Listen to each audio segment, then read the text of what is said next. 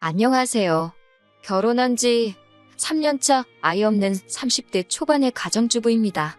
남편의 바람도 아니고 시어머니의 바람 때문에 이혼을 하게 될 거라 누가 상상이나 했을까요? 저와 남편은 지인의 소개로 만났습니다. 남편은 대기업에 다니는 직장인이고 저는 공무원입니다. 연애도 안 하고 회사 생활을 하는 저희 둘을 보고 딱하게 여긴 지인이 다리를 놔준 케이스예요.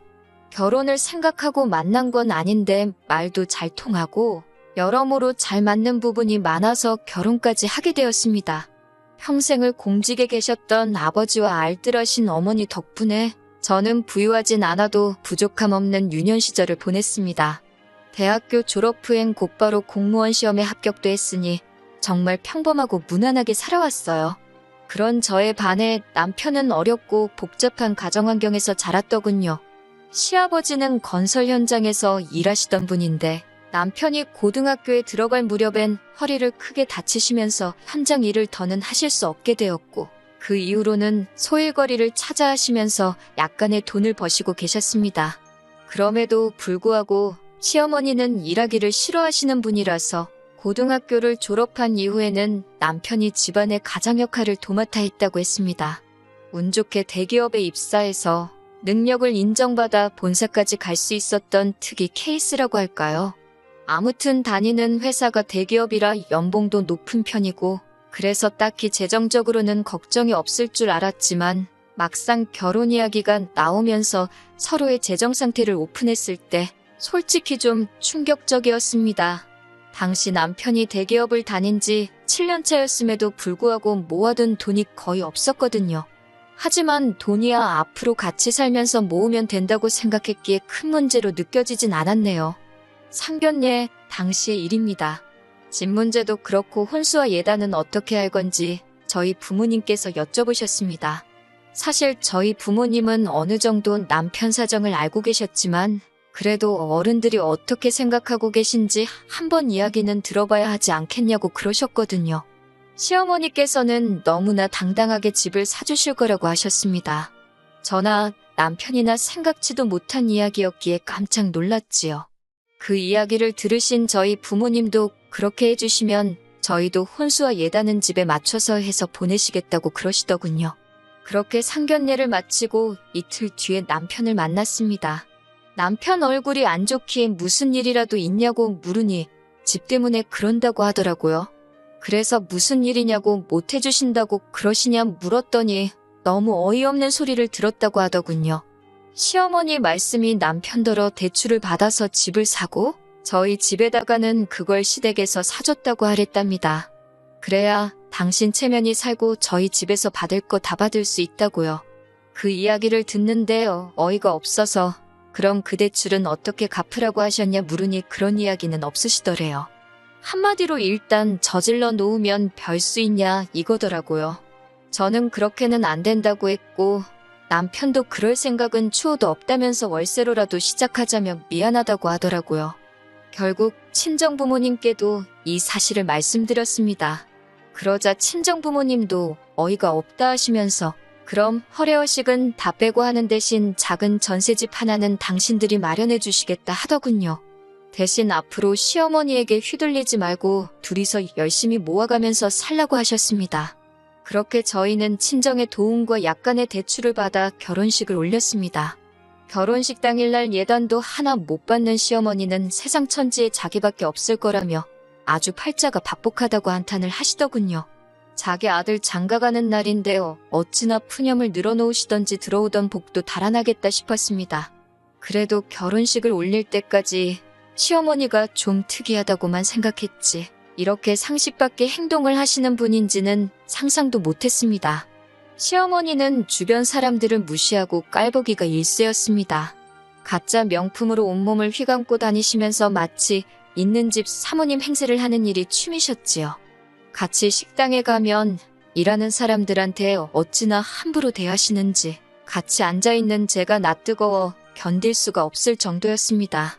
한 번은 다 같이 고깃집에 갔는데 특정 회사의 막걸리를 찾으시더라고요. 종업원이 없다고 하니까 팁이라며 1,000원을 주시고는 가서 사오라고 하는 거예요. 종업원이 이러지도 저러지도 못하고 쩔쩔매고 있기에 제가 다녀온다고 하니 종업원을 가리키며 손님을 위해 이런 일하라고 저런 것들이 있는 거라며 손님이 왕인 줄 모르냐고 저더러 가만히 있으라고 하시더군요. 종업원은 제가 보기에도 갓 20이나 넘었을까 싶은 어린 친구였어요. 결국 제가 종업원한테 미안하다고 가보라고 했더니 시어머니께서는 제가 당신을 사람들 앞에서 망신줬다면 난리를 치더군요. 결국 남편이 시어머니를 가게 밖으로 모시고 나갔고 저는 종업원을 비롯해 가게 사람들한테 소란을 피워 죄송하다며 몇 번의 사과를 해야만 했습니다. 뉴스에라도 나오는 거 아닌가 며칠을 걱정하며 보냈을 정도예요. 하지만 이뿐만이 아닙니다. 시어머니께서는 키워준 값을 해야 하지 않겠냐며 결혼 직후 저와 남편에게 금전적 요구를 해오셨습니다. 원래 저희는 결혼하고 1년 정도 신혼을 즐긴 뒤 아이를 가질 생각이었어요. 그런데 시어머니가 그 이야기를 듣더니 애 가지면 돈이 얼마나 많이 들어가는 줄 아냐면서 그러면 당신 노후는 어떻게 하냐고 일단 키워준 값부터 갚고 나서 애를 가지라고 하시더군요. 황당하고 어이가 없어서 말도 안 나와서 도대체 얼마를 갚아야 하냐고 물었더니 대기업 취직시켜서 보냈으니 돈 1억은 갚아야 하지 않겠냐고 하시더군요. 저도 남편도 그 말에 아무 말도 잊지 못하고 한마디 대답도 못하고 있는데 옆에서 시아버지께서 당신이 애들한테 해준 게 뭐가 있어서 그런 소리를 하냐며 저희 보고 신경 쓰지 말라고 하셨습니다. 시어머니는 시아버지께 잘난 거라곤 쥐뿔도 없으면서 어딜 나서냐고 매섭게 쏘아붙이시더군요. 그러자 시아버지도 돈 못 버는 당신이 죄인이라며 자리를 피하셨습니다. 그런 시아버지를 보니 마음이 너무 불편하고 속상했습니다. 사실 시아버지는 말수가 많지는 않으셨지만 그래도 늘 저희에게 더 해주지 못해 미안하다 하시고 지난 명절에도 남들 몰래 제 주머니에 10,000원짜리 3장을 찔러 넣어주시면서 얼마 안 되지만 맛있는 거라도 사 먹으라고 하실 정도로 저희를 챙겨주시는 분이시거든요. 아무튼 아버님께서 도와주신 덕분에 키워준 값 이야기는 다시 꺼내시진 않으시더라고요. 시어머니의 막말은 정말 상대를 가리지 않았습니다. 하지만 무엇보다 제가 시어머니에게 실망하고 그로 인해 남편과 이혼까지 결심하게 된 이유는 바로 시어머니가 바람을 피우고 있었기 때문입니다. 전셋집을 알아보던 당시 남편은 가능하면 시댁에서 멀리 가지 않았으면 좋겠다고 하더군요. 시아버지가 아무래도 허리가 안 좋으시니까 혹시 무슨 일이라도 있으면 바로 옆에서 챙겨드릴 수 있으면 좋겠다고요. 또 마침 시댁이 제가 일하는 곳과 가까운 편이라 굳이 싫다고 하기도 애매해서 그러자 했고 그렇게 시댁에서 한 15분 정도 거리에 전셋집을 구했습니다. 그런데 최근 들어 시어머니가 자꾸 저희 집에 오고 싶어 하시더라고요. 그리고 오시면 그렇게 제 가방이나 옷을 기웃거리시고 빌려달라 하시고 떼를 쓰시는 겁니다. 신우랑은 연을 끊고 사니 저를 딸처럼 생각하신다나요. 그 말을 고지 곧대로 믿지도 않았지만 그래도 또 빌려달라는데 싫다고 하기도 뭐하고 해서 너무 비싸지 않은 가방이나 스카프 같은 것들은 종종 빌려드렸습니다. 그리고 점점 그 빈도수가 잦아지고 있었어요. 그러다 언젠가부터 가끔 제 차도 빌려달라고 하시더군요. 아울렛에 가고 싶은데 차가 없어서 고생이라는 둥 가까운 데서 친구분들과 만나고 싶은데 버스 타고 어느 세월에 가냐는 식이었지요. 안 된다고 하니 그럼 데려다 달라고 하셨고 그건 더 귀찮아서 차라리 차를 빌려드린 건데 그게 화근이었을까요?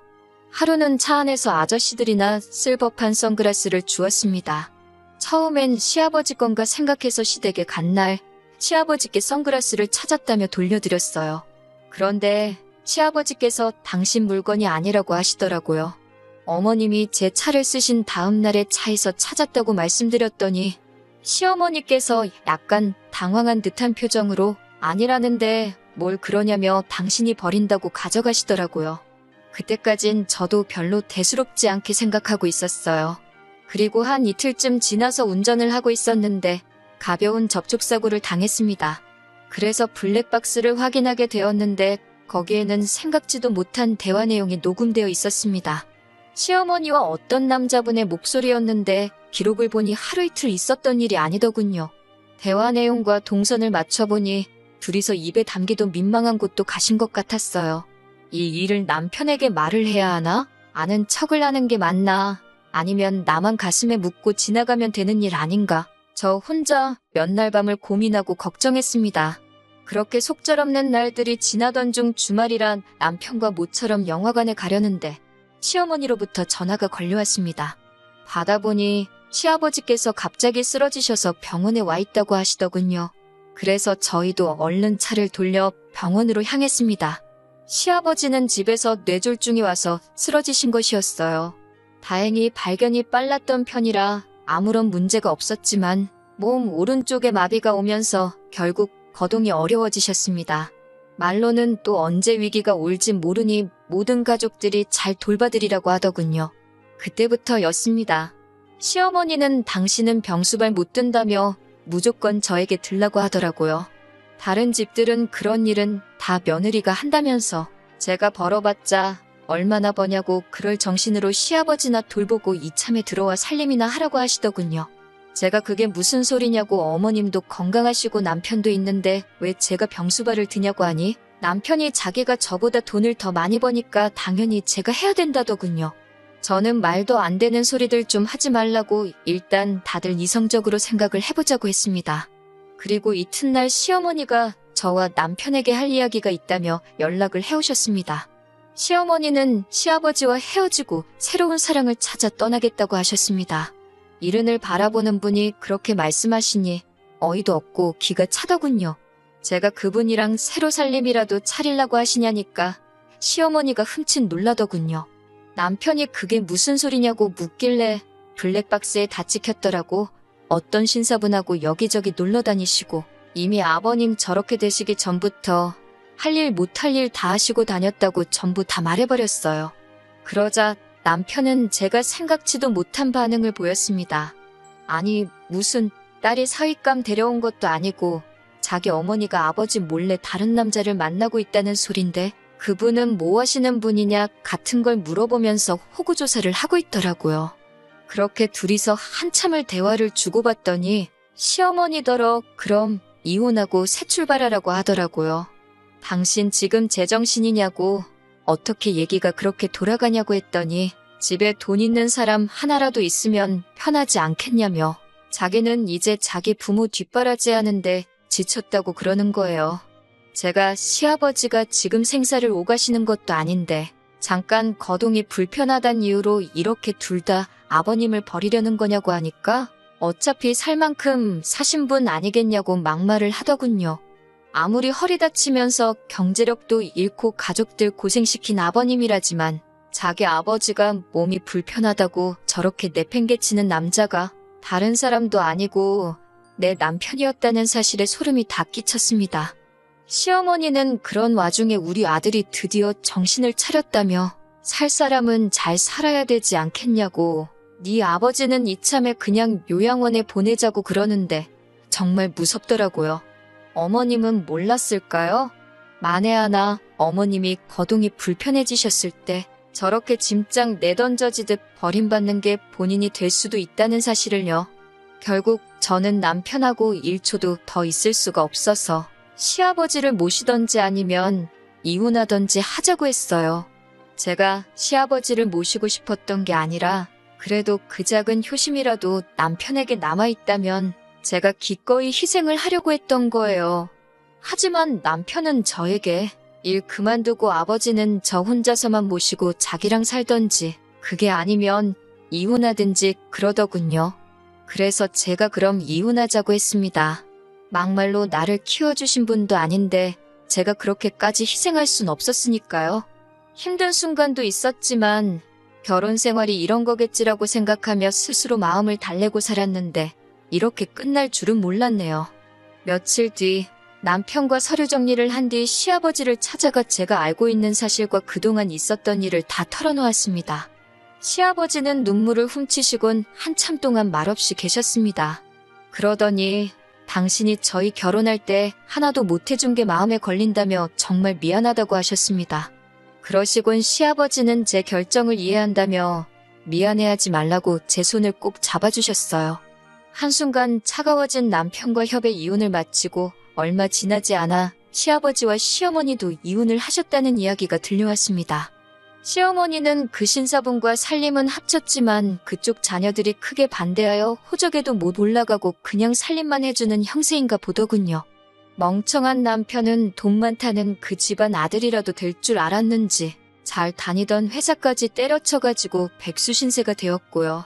그 이후로는 제가 아주 다른 지역으로 옮겨가면서 관심 끊고 살았습니다. 그러다 1년쯤 지났을 무렵 모르는 번호로 전화가 걸려왔습니다. 받아보니 전 남편이더라고요. 전 남편은 시아버지가 돌아가셨고 서류 정리를 하다 보니 사망보험이 있는데 수익자가 저로 되어 있다면서 이게 무슨 일이냐고 묻더군요. 저도 금시초문이라 모르는 일이라고 하니 빨리 보험회사에 연락해보고 돈 내놓으라고 하더라고요. 황당하고 어이없었지만 무슨 일인가 싶어 남편 말대로 보험회사를 찾아가니 남편 말대로 제가 3천만 원을 받게 되어 있더라고요. 그 길로 곧장 변호사를 찾아 물어보니 이건 법적으로 제 돈이라고 나눌 필요가 없다고 하더군요. 하지만 아직까지 그 돈은 손도 못 대고 있습니다. 감히 쓸 수가 없더라고요. 만약에 제가 모셨다면 더 오래 살아 계셨을까 그런 후에 눈물만 자꾸 나네요.